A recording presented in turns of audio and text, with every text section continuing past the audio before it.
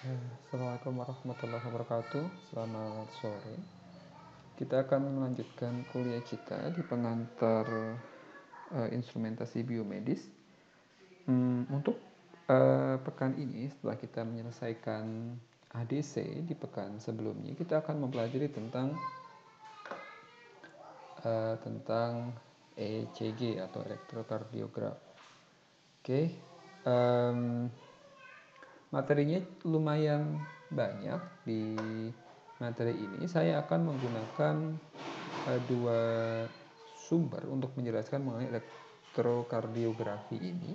Yang pertama dari buku textbook ini.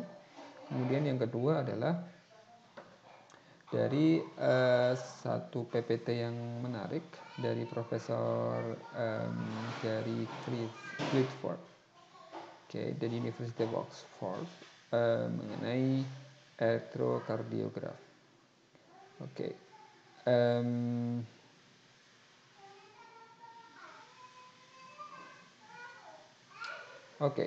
Yang pertama, sebenarnya apa yang disebut dengan elektrokardiogram? Jadi elektrokardiogram adalah alat atau sensor yang digunakan untuk mengukur signal detak jantung kita. Jadi hasil pembacaan dari elektrokardiogram itu tidak hanya jumlah detak jantungnya misalnya, tetapi juga apakah detak jantung tersebut yang terrecord itu merupakan denyut jantung yang sehat. Oleh karena itu alat ini menjadi sangat penting dalam dunia medis, karena saat ini banyak sekali dijumpai orang-orang yang menderita kelainan jantung ya. Jadi dari elektrokardiogram ini kita bisa mendeteksi secara dini apakah ada masalah dengan jantungnya atau tidak. Mengapa ini menjadi sangat penting? Karena tidak hanya dalam dunia pengobatan penyakit ya. Sekarang ini heart rate atau denyut jantung juga digunakan misalnya oleh seorang atlet ya untuk mengukur intensitas latihannya. Contohnya saja misalnya seorang pelari, runners, mungkin di antara kalian ada yang hobi berlari dan tahu ya. Karena untuk menjadi seorang atlet yang berprestasi, misalnya seorang pelari jarak jauh ya, kita ambil contoh misalnya siapa pelari jarak jauh sekarang. Kalau di Indonesia misalnya Agus Prayogo ya misalnya, salah satu legenda lari di Indonesia, atau misalnya di dunia misalnya Eliud Kipchoge dari Kenya ya kalau nggak salah ya, salah satu juara Olimpiade di tahun 2016. Ketika mereka berlatih, mereka menggunakan mungkin ada yang bahkan menggunakan ini alat untuk mengukur detak jantung mereka, dipasang di dada mereka.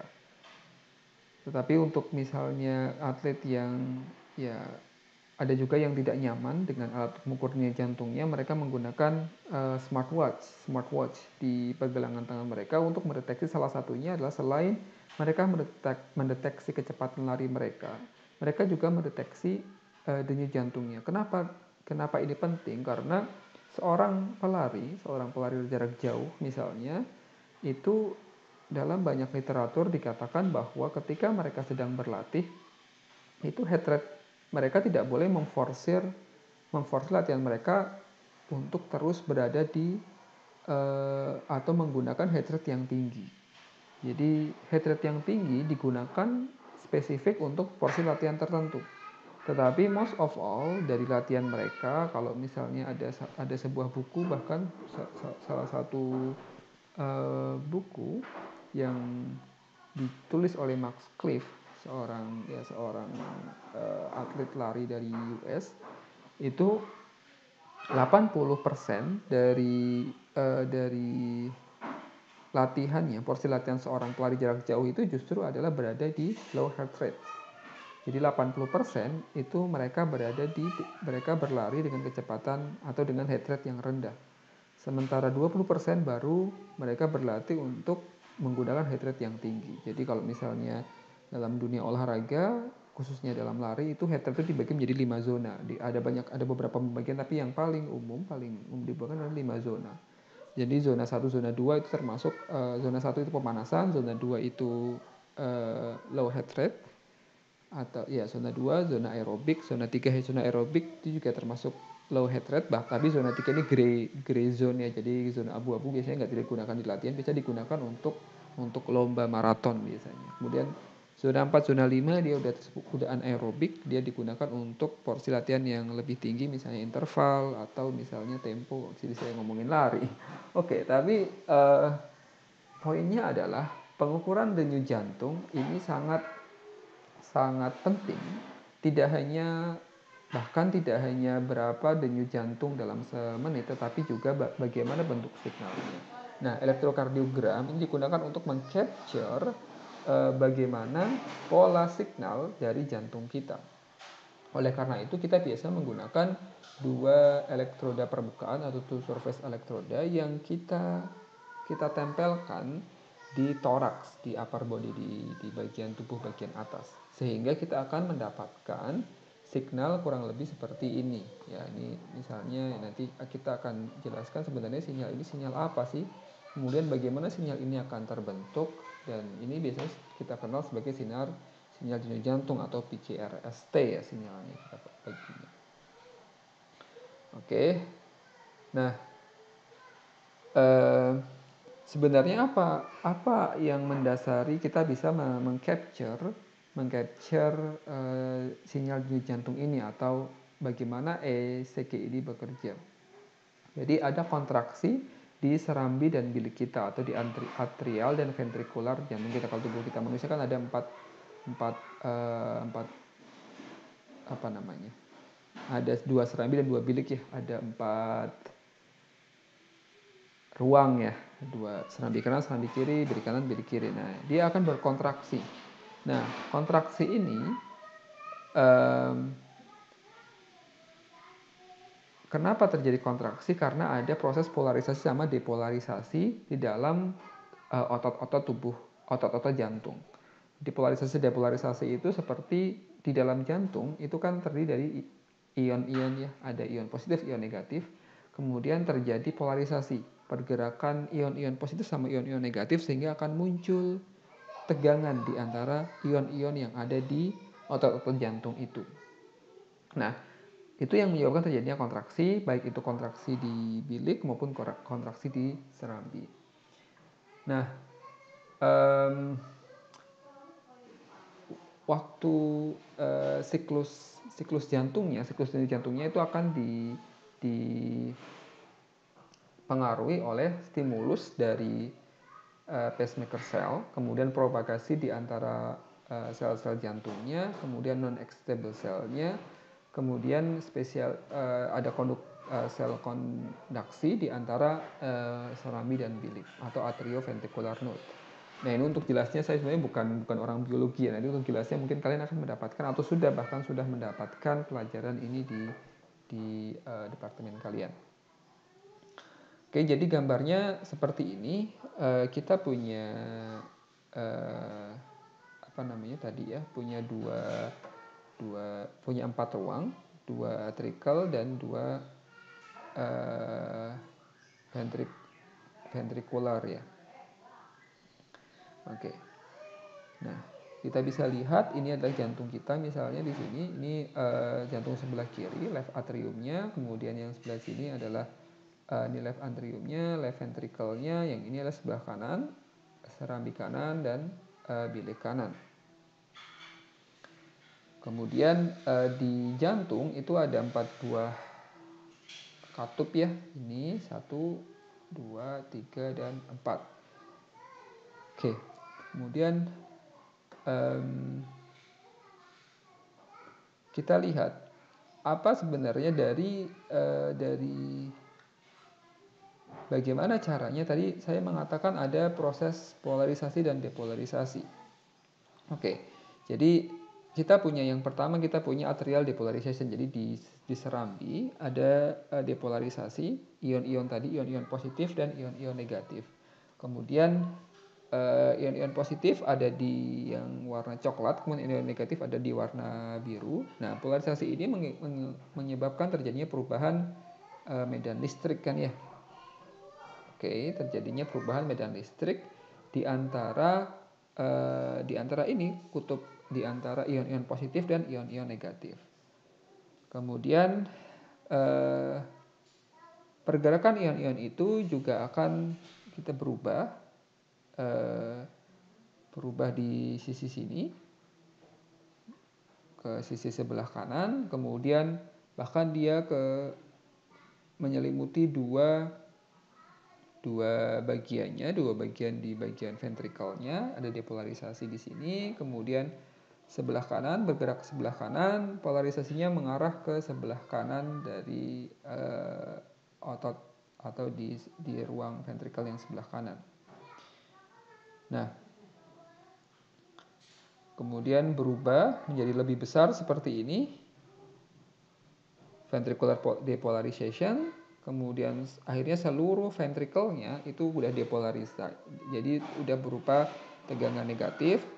Kemudian setelah berubah menjadi tegangan negatif, berubah menjadi ion-ion negatif semua, dia akan kembali lagi repolarization. Jadi berubah lagi dari muncul ion-ion positifnya, akhirnya seluruhnya ventricle repolarized. Jadi semuanya akhirnya balik menjadi tanpa polarisasi, jadi semuanya berubah menjadi ion-ion positif dan ion-ion negatif yang saling berlawanan di fase yang terakhir. Jadi awalnya seperti ini, awalnya muncul dari atas, dari S anode-nya, kemudian terjadi depolarisasi di atrialnya, kemudian bergerak ke bawah, akhirnya seluruh permukaan dari ventrikelnya depolarize di gambar yang ini, kemudian ventrikelnya mulai repolarization, akhirnya semuanya repolarize, akhirnya semuanya kembali seperti semula. Nah, ketika proses secara biologi ini ada proses depolarisasi, kemudian repolarisasi ion-ion di dalam empat ruang jantung itu akan kita bisa gambarkan kalau misalnya ini adalah yang pertama adalah S anode-nya. Jadi untuk bisa mendapatkan gelombang seperti ini kan ada gelombang ini kan representasi dari ini kan ini domain waktu ya, ini domain waktu dan ini adalah magnitudenya. Oke, ini magnitudenya. Oke, jadi kalau Anda lihat di yang pertama terjadi depolarisasi. Ada yang tadinya keseluruhan itu seperti ini, repolarized seperti ini, kemudian karena ada proses depolarisasi di atrialnya mengakibatkan ion-ion negatif. Kalau bisa kita lihat, ini kan tadinya ion positif sama ion negatifnya kan sini ya, seimbang ya di repolaris pertama kali. Dan ion-ion negatif lebih dominan daripada ion-ion positif di atrial depolarization. Oleh karena itu medan listriknya menjadi besar. Nah, ini akan memicu munculnya tegangan besar atau memicu S anode-nya ada magnitud yang besar. Oke, dari sini. Ini ada magnitud yang besar di S anode-nya. Kemudian bergerak ke bawah. Kalau Anda lihat dia akan bergerak ke bawah, semakin ke bawah akibatnya si atrialnya nanti di sisi biliknya juga akan terjadi depolarisasi. Maka di bagian atrial muscle-nya karena ada perubahan ion-ion negatif dan ion-ion positif juga muncul seperti ini ya, tegangan ya, karena tadi perubahan medan listrik di situ. Demikian juga di AV node-nya. Oke, di AV node-nya kemudian pergerakan ion-ion tadi, pergerakan ion-ion yang dari serambi ke bilik, depolarisasi kemudian repolarisasi itu juga akan memicu terjadinya tegangan yang muncul secara tiba-tiba di bagian-bagian bawahnya. Kalau Anda lihat bermula dari bagian atas di serambi sini bergerak sampai akhirnya dia muncul di ventricular muscle-nya di bagian bawah di sini. Di bagian bawah sini. Kemudian repolarize. Jadi ketika repolarize maka jumlah ion positif sama ion negatif sama sehingga tidak muncul ada gelombang kejut, ada tegangan kejut di situ sehingga semuanya akan kembali seperti semula.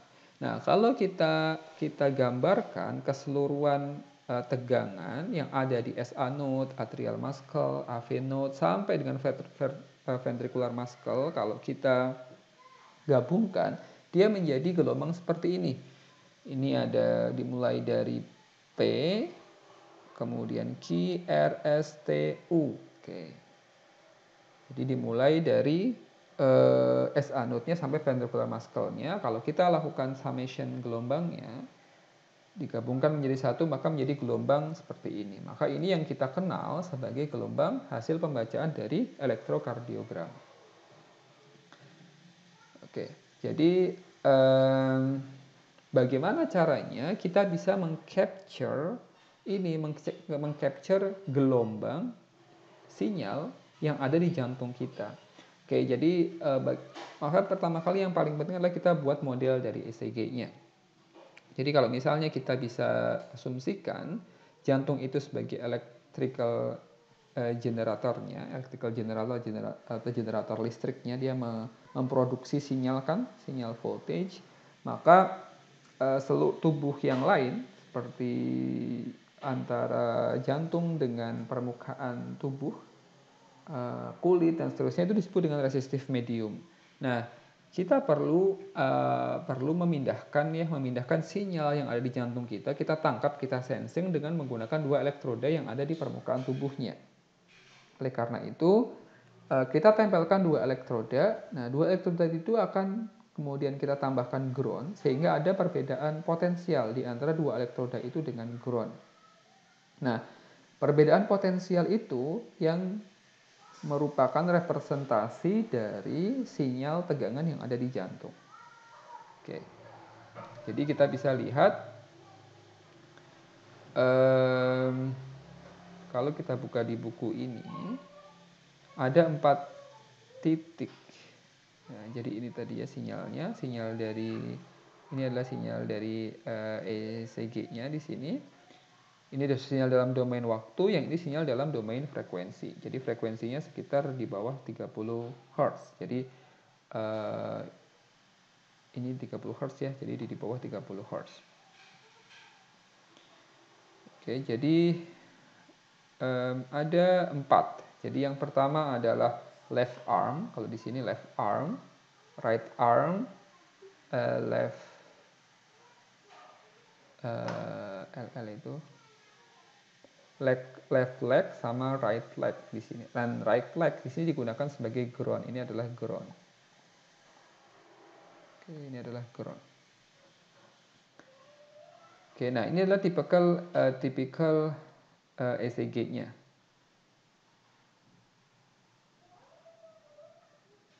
Jadi kita punya P, ini Q, R, S, T, U. Jadi ada PR interval, kemudian QRS interval, QT interval, ST interval, ST segmen dan PR segmen.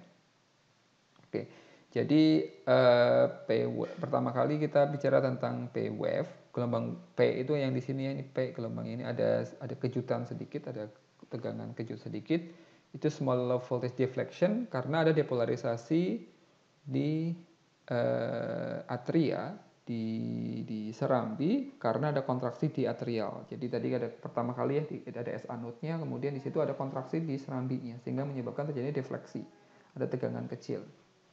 Kemudian QRS kompleks ini adalah merupakan amplitudo yang paling tinggi di sini.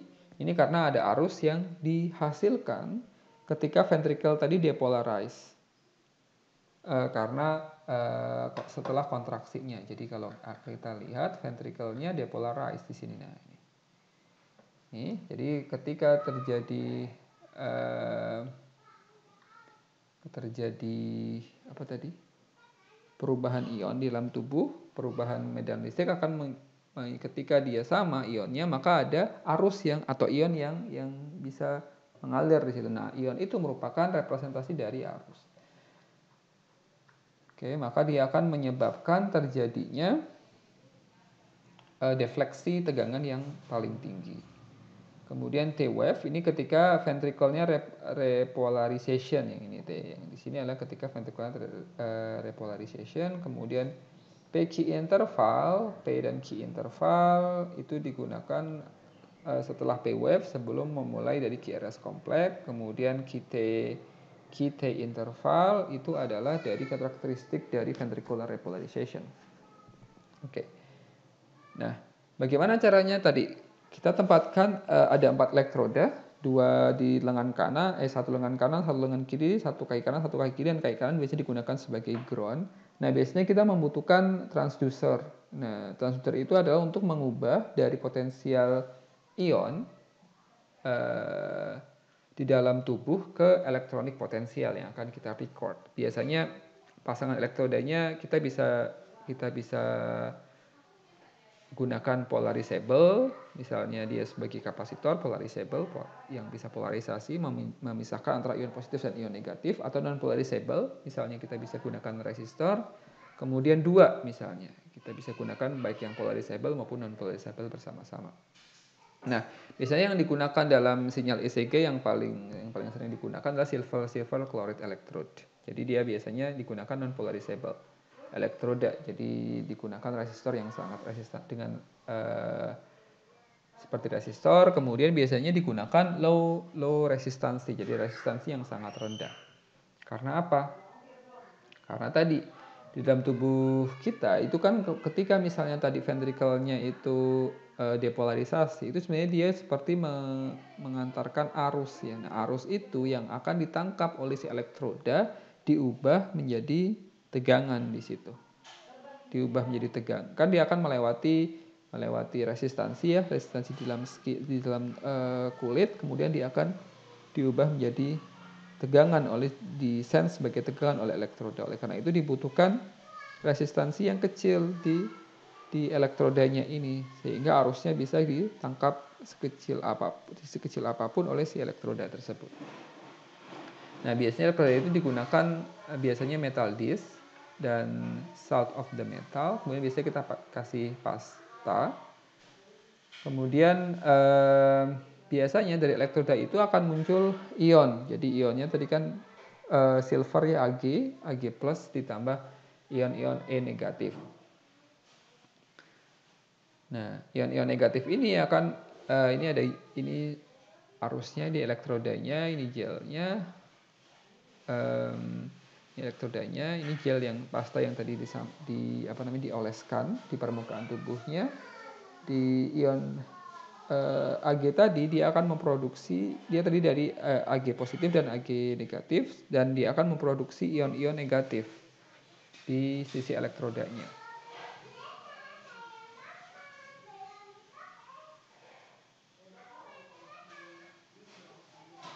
Oke. Nah, secara umum silver chloride dari elektroda itu kalau kita modelkan itu menjadi seperti ini. Jadi ada nilai resistansinya, nilai kapasitansinya, nilai resistansinya, dan nilai kapasitansinya. Ini adalah model dari elektrodanya yang kita hubungkan ke permukaan kulitnya. Nah, overall modelnya seperti ini. Ini tisu ini jantung kita ya, heart, jantung kita. Kemudian ini adalah tisu resistance, jaringan tubuh manusia resistansinya. Kemudian di sini ada elektrodanya. Oke. Nah, penempatan elektrodanya ada 4 tadi, ada di bagian lengan kiri, lengan kanan, kaki kiri, dan kaki kanan. Kaki kanan biasanya kita hubungkan dengan ground. Kemudian kita ukur berapa tegangannya. Tegangan V1 itu potensial di lengan sebelah kiri dikurangi potensial di lengan sebelah kanan.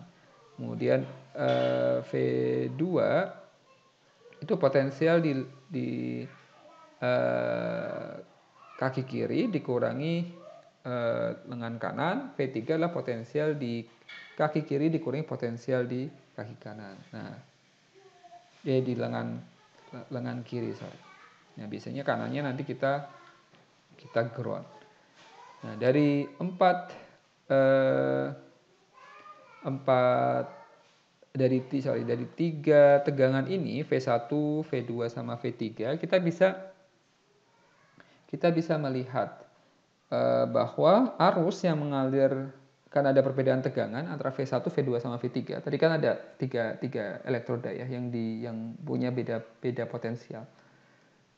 Kemudian karena ada beda tegangan, dia melewati satu resistansi dalam tubuh manusia resistansi, maka akan muncul arus yang mengalir meskipun sangat kecil ya di antara elektroda itu.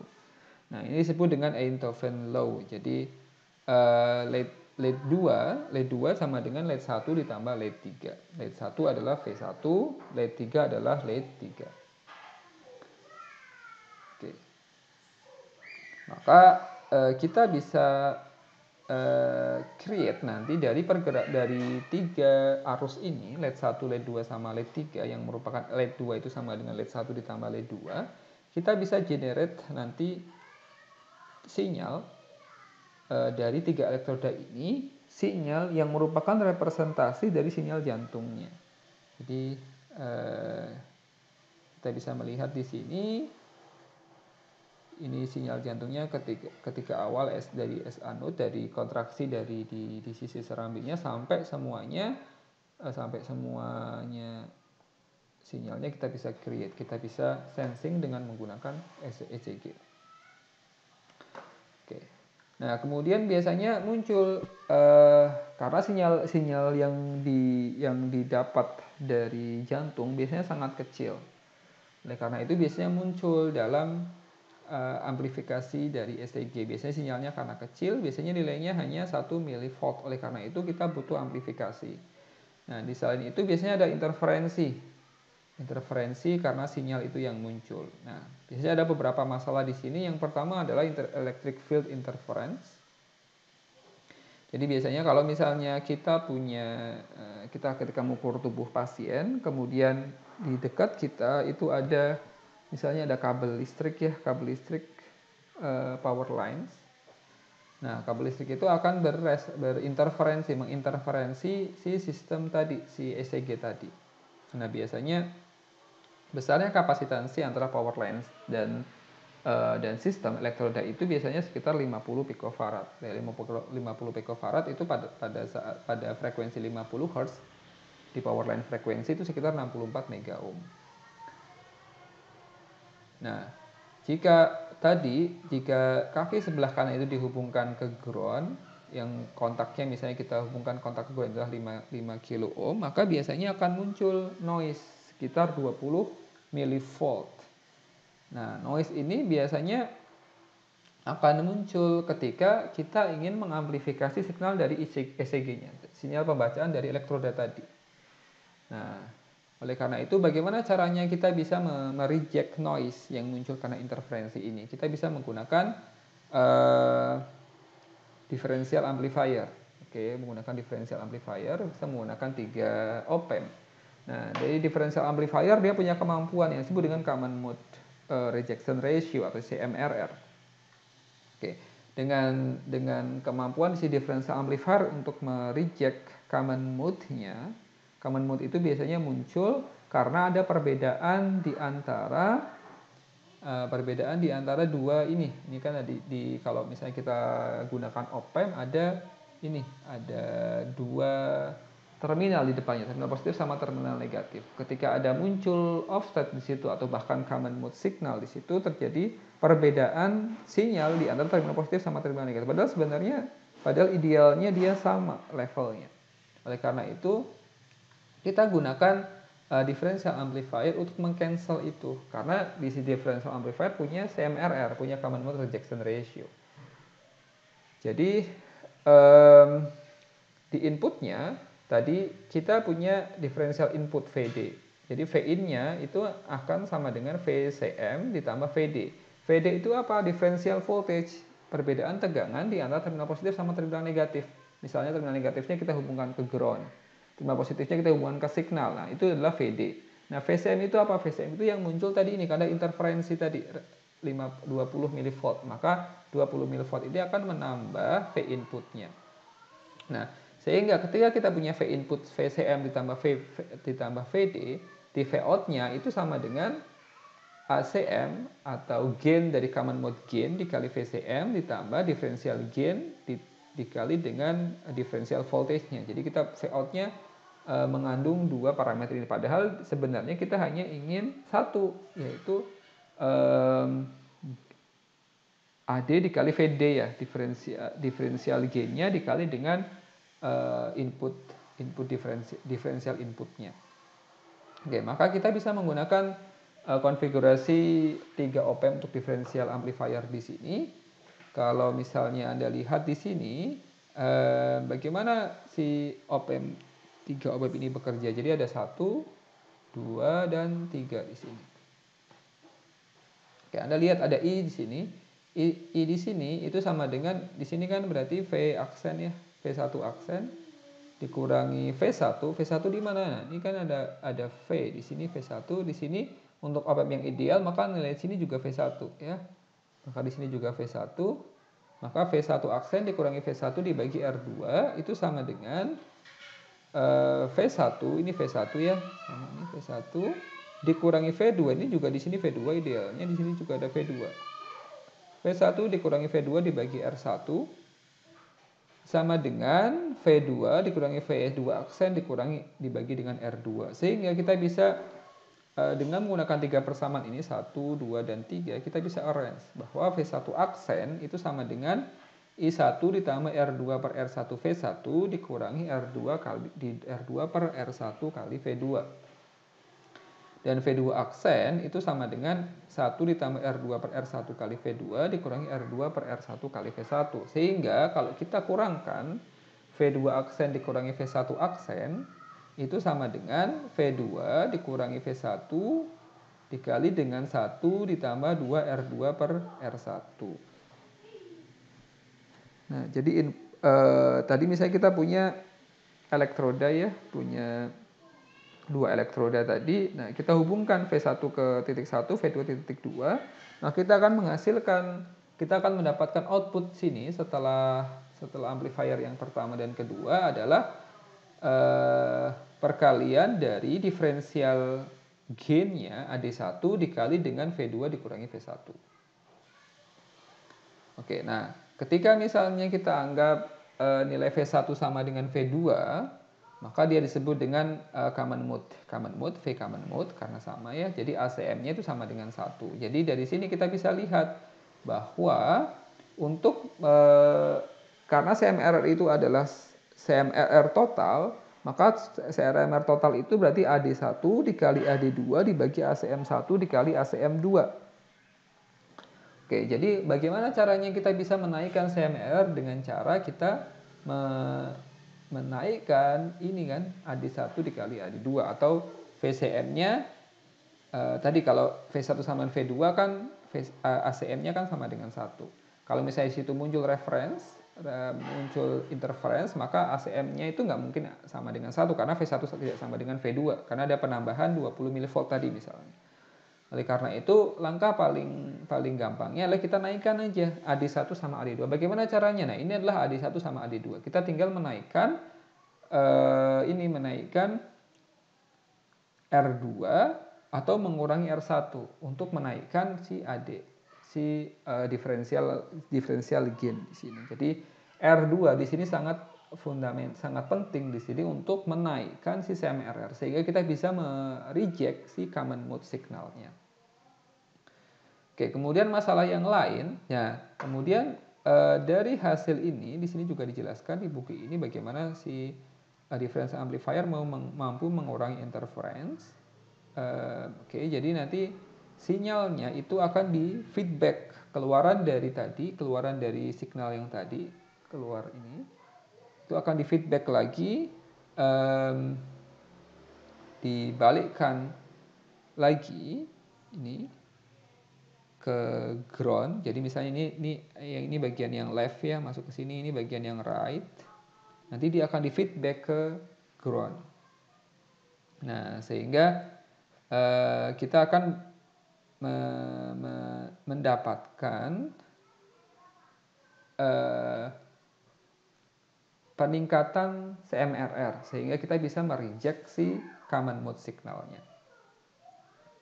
Oke.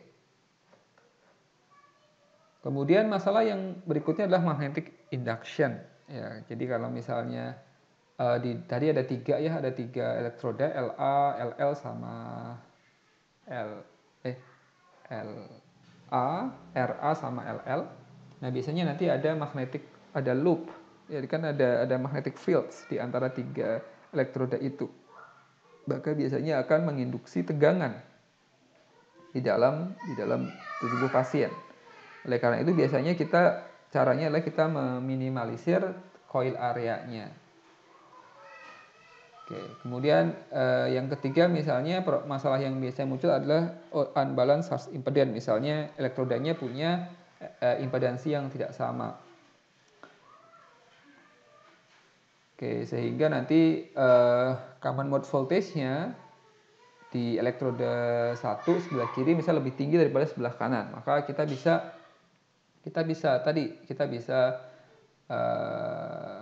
selesaikan ini dengan menggunakan tadi differential amplifier, 3 op amp differential amplifier.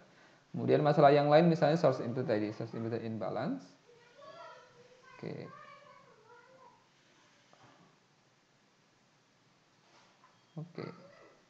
Oke, saya rasa ini untuk pengantar di ECG. Dan yang penting adalah, salah satu hal yang ingin saya jelaskan di sini adalah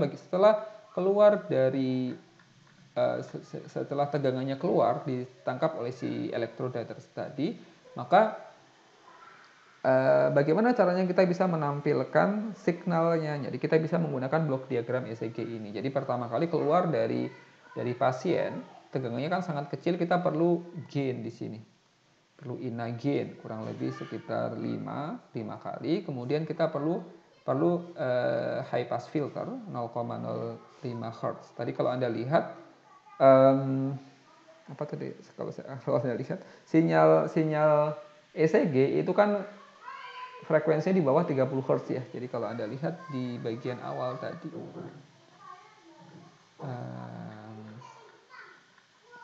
di bagian awal sini, sinyalnya itu di bawah 30 Hz. Maka biasanya kita cut signal noise di bawah 0,05 Hz. Jadi kita bisa menggunakan high pass filter di sini. Cut off-nya di 0,05 Hz. Kemudian setelah itu kita amplifikasi lagi dengan amplifier gain, dengan amplifier yang amplifikasinya sekitar 100 kali. Kemudian kita low pass filter dengan menggunakan tiga switchable low pass filter. Ada 40 Hz, 100 Hz, sama 150 Hz. Kemudian setelah itu di multiplexer kita keluarkan, kemudian kita representasikan signal ini di ADC, analog to digital converter. Sehingga dari ADC kita proses di signal processing, kemudian kita bisa tampilkan dalam bentuk grafis. Oke, rasanya itu untuk pengantar kuliah tentang chapter tentang ECG. Semoga bisa dipahami. Selamat siang. Assalamualaikum warahmatullahi wabarakatuh.